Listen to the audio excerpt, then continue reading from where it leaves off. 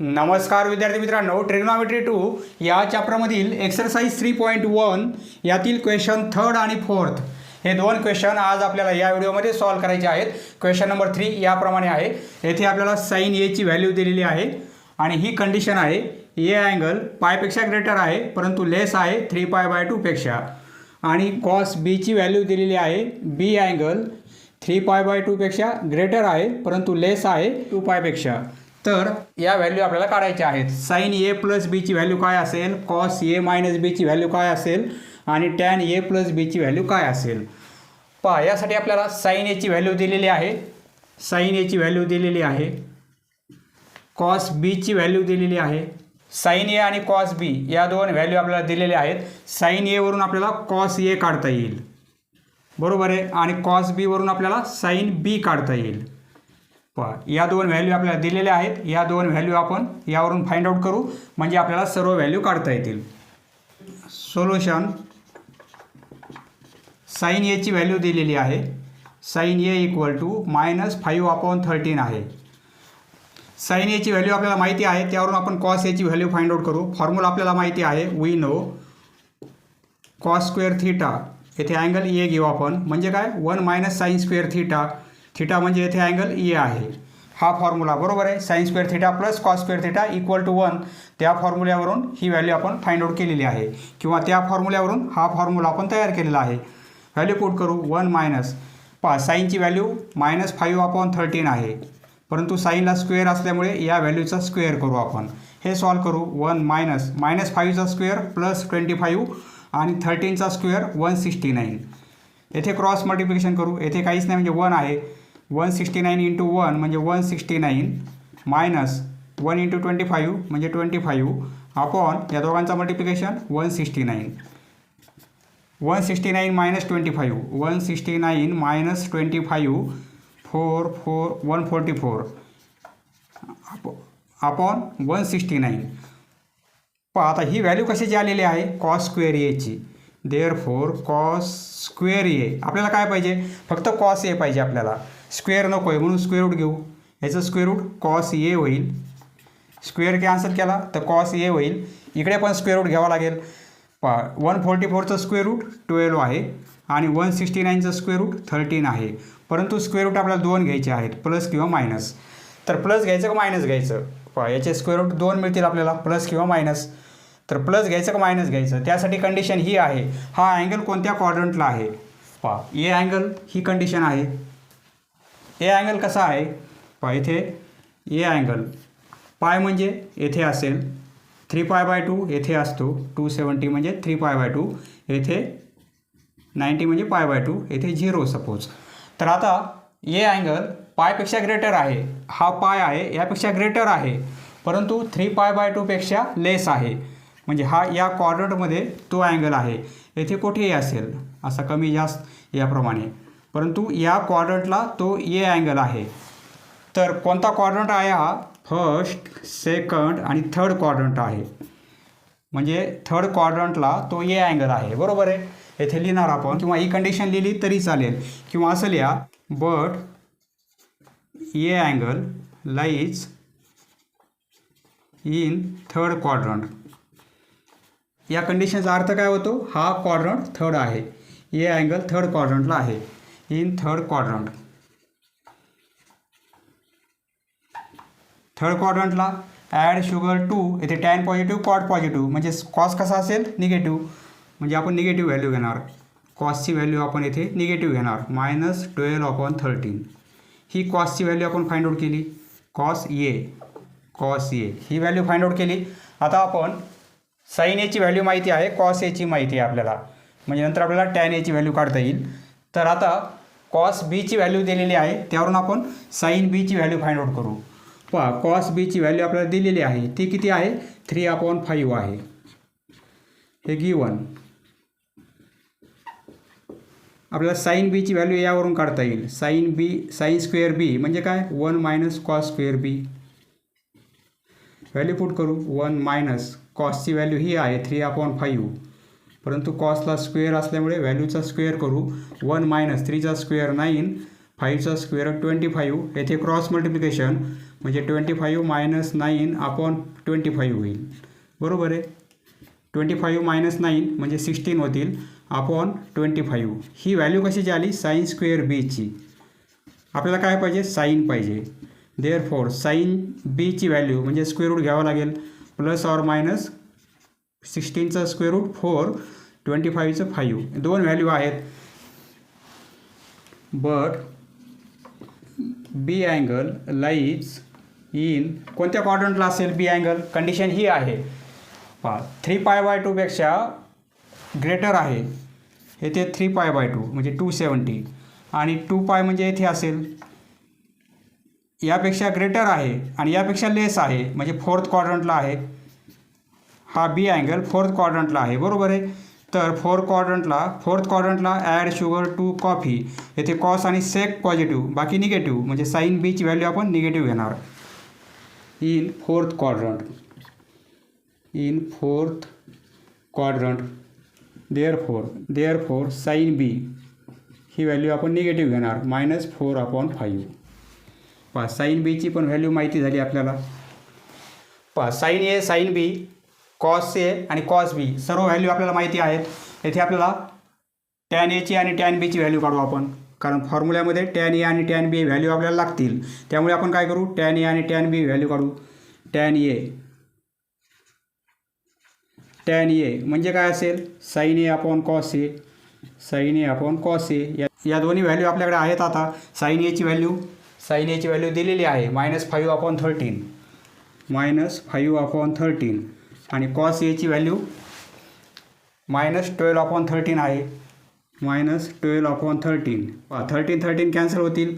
हे minus minus plus होतील म्हणजे 5/12. टॅन ए इक्वल टू 5/12 ही व्हॅल्यू टॅन एची काढली आपण. आता टॅन बीची व्हॅल्यू काढू. टॅन बी म्हणजे काय असेल? Sine B upon cos B. Sine बीची व्हॅल्यू आपण मायनस घेणार आहोत -4/5 आणि कॉस बीची व्हॅल्यू 3/5 दिलेली आहे. पहा हे 5 कॅन्सल होतील म्हणजे -4/3 ही व्हॅल्यू मिळेल आपल्याला टॅन बीची. बरोबर आहे. देअरफॉर टॅन बी. पहा येथे आपण सर्व व्हॅल्यू काढलेले आहेत. आता हे आपण इरेज करू आणि या व्हॅल्यू फाइंड आउट करू. एका कोपऱ्यामध्ये आपण या व्हॅल्यू लिहून घेऊ.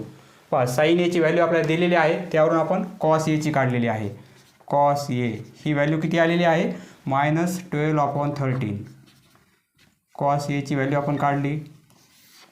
कॉस बी दिलेली आहे, त्यावरून साईन बीची व्हॅल्यू काढली आपण.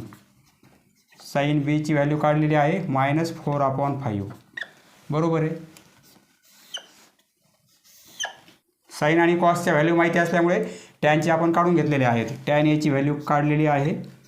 टॅन ए इक्वल टू 5/12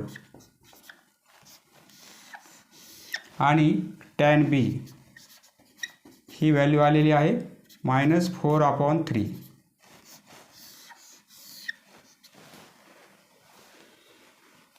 पहा आता हे इरेज करतो मी. तुम्हाला याच्या पुढे लिहायचं आहे. मी आता इरेज करतो आहे म्हणजे आपल्याला स्पेस मिळेल आणि या व्हॅल्यू काढता येतील. या व्हॅल्यू आपण इथे लिहून घेतलेल्या आहेत. पहा सर्व व्हॅल्यू आपल्याकडे आहेत. आता ही व्हॅल्यू काढू आपण. Sine of A plus B हा फॉर्म्युला कसा आहे? साईन असल्यामुळे साईन आणि कॉस मिक्स आहे. Sine A into cos B. Sine A into cos B. साईनसाठी साईन प्लस राहणार आहे आणि कॉस ए साईन बी हा फॉर्म्युला आहे. फक्त व्हॅल्यू पुट करू. साईन एची व्हॅल्यू आपल्याला दिलेली आहे -5/13 इंटू पहा साईन एची व्हॅल्यू आपल्याला दिलेली आहे. कॉस बीची व्हॅल्यू पण दिलेली आहे 3/5. हे प्लस कॉस एची व्हॅल्यू आपण काढलेली आहे -12/13 इंटू साईन बीची व्हॅल्यू -4/5 पहा वरचा मल्टिप्लिकेशन -15 होईल. खालचा मल्टिप्लिकेशन 65 होईल. हे प्लस हे मायनस मायनस मल्टिप्लिकेशनमध्ये असल्यामुळे प्लस होतील. 12 × 4 म्हणजे 48 होतील. 13 × 5 म्हणजे 65 होतील. पहा या दोघांची ॲडिशन. पहा इथे -5 कॅन्सल करू नका, कारण आपल्याला डिनोमिनेटर सारखा मिळणार आहे, त्यामुळे कॅन्सल करू नका. हा डिनोमिनेटर 65, हा 65, डिनोमिनेटर सेम असल्यामुळे -15 + 48 आणि आपण 65 बरोबर आहे. पहा दोघांचाही डिनोमिनेटर सेम असल्यामुळे आपण एकच डिनोमिनेटर घेणार आणि वरची डायरेक्ट हे सबट्रॅक्शन. किती होतील हे? 48 - 15, 48 - 15 म्हणजे 3 आणि 2 23 होतील. हे 23 अपॉन 65 प्लसमध्ये येतील बरोबर आहे, कारण +48 असल्यामुळे हे प्लस होतील. Therefore sine of A + B ही व्हॅल्यू एवढी मिळत आहे आपल्याला. सॉरी 48मधून 15 मायनस केले आपण तर 33 होतील. 33 येणार आहे आन्सर. आता ही व्हॅल्यू काढली आपण, ही व्हॅल्यू फाइंड आउट करू. इकडे लिहितो मी कॉस ऑफ A - B. पहा कॉसचा फॉर्म्युला असेल तर आपल्याला माहिती आहे, दोघांनाही कॉस अप्लाय होईल. कॉस A × कॉस B, कॉसची पेअर साईन चेंज होईल, प्लस होईल आणि कॉसची पेअर आणि साईनची पेअर म्हणजे साईन A × साईन B.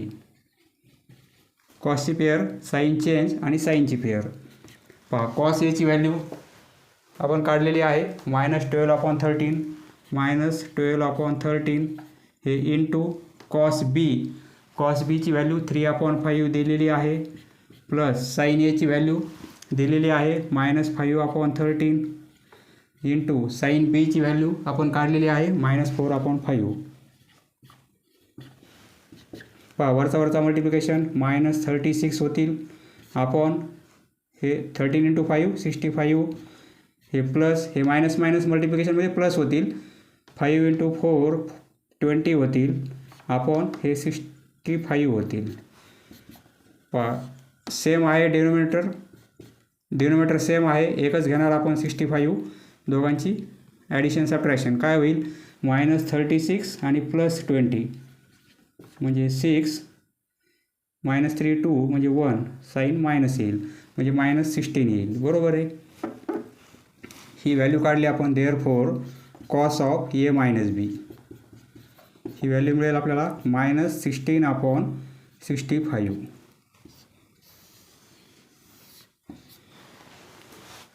पहा आता व्हॅल्यू काढायची आहे आपल्याला tan ऑफ A + B. ही व्हॅल्यू काढू आपण tan of A + B. Now tan of A + B formula आपल्याला माहिती आहे, दोघांनाही tan अप्लाय होईल. tan A + tan B. वर प्लस असेल तर खाली 1 मायनस होईल. या दोघांचा multiplication tan A × tan B, tan A × tan B. Value put करू. tan Aची व्हॅल्यू आपण काढलेली आहे 5/12 हे प्लस tan Bची व्हॅल्यू आहे -4/3 -4/3 आहे -4/3 upon 1 minus tan A × tan B या दोघांचा मल्टिप्लिकेशन होईल म्हणजे 5/12 इंटू -4/3. हे कॅल्क्युलेशन. येथे क्रॉस मल्टिप्लिकेशन करू आपण. 5 × 3 15 होतील -48 आणि अपॉन 12 × 3 36 आणि याला अपॉनमध्ये काय आहे हे 1 मायनस. पहा इथे मल्टिप्लिकेशन असल्यामुळे वरचा मल्टिप्लिकेशन आणि खालचा मल्टिप्लिकेशन. 5 × 4 -20 होतील, हे मायनस आणि हे -20 आणि अपॉन 36. पहा हे मायनस हे प्लस होतील बरोबर आहे. आता येथे क्रॉस मल्टिप्लिकेशन करायचं आपल्याला. पहा हे काय होतील -48 + 15 म्हणजे -33 होतील आणि अपॉन 36 अपॉन येथे क्रॉस मल्टिप्लिकेशन म्हणजे 36 + 20 होतील. 36 + 20 आणि अपॉन 36 बरोबर आहे. पहा इथे लिहितो. हे 36 डिनोमिनेटरमध्ये आहेत, कॅन्सल होतील आणि हे पण कॅन्सल होतील. -33 राहतील आणि येथे खाली काय राहील 36 + 20 म्हणजे 56. हे आन्सर मिळेल आपल्याला. कशाची व्हॅल्यू मिळेल ही tan of a + b. Therefore tan of a + b ही व्हॅल्यू आपल्याला मिळेल -33/56. ही tan ऑफ a + b ची व्हॅल्यू मिळत आहे. ही cos ऑफ a - b आणि ही sin of a + b. Next question number 4. tan a ची व्हॅल्यू आपल्याला दिलेली आहे आणि tan b ची व्हॅल्यू आपल्याला दिलेली आहे. तर हा जो a अँगल आहे आणि b अँगल आहे या दोन अँगलची ॲडिशन किती असेल π/4 असेल. हे आपल्याला प्रूफ करायचं आहे. म्हणजे a + b ही व्हॅल्यू किती आहे π/4 म्हणजे 45 डिग्री आहे म्हणून प्रूफ करायचं आहे आपल्याला. tan a आणि tan b या दोन्ही व्हॅल्यू आपल्याला माहिती आहेत. आपल्याला a + b ची व्हॅल्यू काढायची आहे. त्यासाठी आपण काय करू tan ऑफ a + b ची व्हॅल्यू फाइंड आउट करू. tan ऑफ a + b ही व्हॅल्यू π/4 दाखवायची आपल्याला. tan a + b हा फॉर्म्युला माहिती आहे. दोघांनाही tan अप्लाय करू. tan a + tan b हे सर्व फॉर्म्युले आपण आतापर्यंत पाहिलेले आहेत. आणि 1 - दोघांचा मल्टिप्लिकेशन हा झाला formula tan a × tan b. आता व्हॅल्यू पुट करू आपण. tan a ची व्हॅल्यू ही आहे 5/6 हे प्लस tan b ची व्हॅल्यू 1/11 अपॉन हे 1 मायनस tan a ची व्हॅल्यू 5/6 इंटू tan b ची व्हॅल्यू 1/11. हे सॉल्व करू. इथे क्रॉस मल्टिप्लिकेशन 11 × 5 55 होतील प्लस 6 × 1 6 होतील अपॉन या दोघांचा मल्टिप्लिकेशन. येथे आपण क्रॉस मल्टिप्लिकेशन केलेलं आहे. 11 × 6 म्हणजे 66 अपॉन हे 1 मायनस एवढा मल्टिप्लिकेशन आहे. नंतर मायनस करायचं आहे 1मधून आपल्याला. आधी मल्टिप्लिकेशन करू आपण. हे 1 मायनस ॲज इट इज 5 × 1 म्हणजे 5 होतील आणि 6 × 11 म्हणजे 66 होतील. वरचा मल्टिप्लिकेशन आणि खालचा मल्टिप्लिकेशन. आता हे सॉल्व करू आपण. येथे क्रॉस मल्टिप्लिकेशन करू. येथे काहीच नाही म्हणजे 1 आहे. हे काय होईल 55 + 6 म्हणजे 61 होतील अपॉन 66 बरोबर आहे. आणि अपॉन येथे क्रॉस मल्टिप्लिकेशन 66 - 5 होईल 66 - 5 आणि अपॉन 66. येथे पण डिनोमिनेटरमध्ये 66 आलेले आहेत आणि येथे पण आहेत म्हणजे हे कॅन्सल होतील. काय राहील इक्वल टू 61 राहतील इक्वल टू 61 आणि खाली काय राहील 66 - 5 या दोघांची सबट्रॅक्शन ती पण 61 होईल इक्वल टू 61/61 म्हणजे 1/1 हे कॅन्सल होतील म्हणजे आन्सर काय मिळेल आपल्याला 1. ही व्हॅल्यू कशाची आली tan of a + b. Therefore tan of a + b ही व्हॅल्यू आली 1. 1 म्हणजे काय आपल्याला ही व्हॅल्यू माहिती आहे tan 45 किंवा tan π/4 ही व्हॅल्यू 1 असते. π/4 म्हणजे 45 डिग्री म्हणजे tan 45 डिग्रीची व्हॅल्यू किती असते 1. 45 डिग्री म्हणजे काय π/4 ही व्हॅल्यू 1 असते बरोबर आहे. म्हणजे आपण कसं लिहिणार या 1 ऐवजी आपण हे पुट करू शकतो. 1 म्हणजे काय ही व्हॅल्यू म्हणजे हे 1 इक्वल आहेत या व्हॅल्यूला tan π/4 म्हणजेच काय tan a + b ही किती व्हॅल्यू की आपल्याला 1 मिळत आहे. 1 म्हणजेच काय tan π/4 कारण ती पण व्हॅल्यू 1 आहे.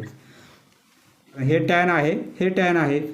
सपोज हे tan कॅन्सल झाले तर काय मिळेल आपल्याला a + b इक्वल आहे π/4. Hence proved. अशा प्रकारे प्रूफ झालेला आहे. Hence proved. समजलं मित्रांनो. धन्यवाद. पुढील व्हिडिओ पाहण्यासाठी चॅनल सबस्क्राईब करा. धन्यवाद.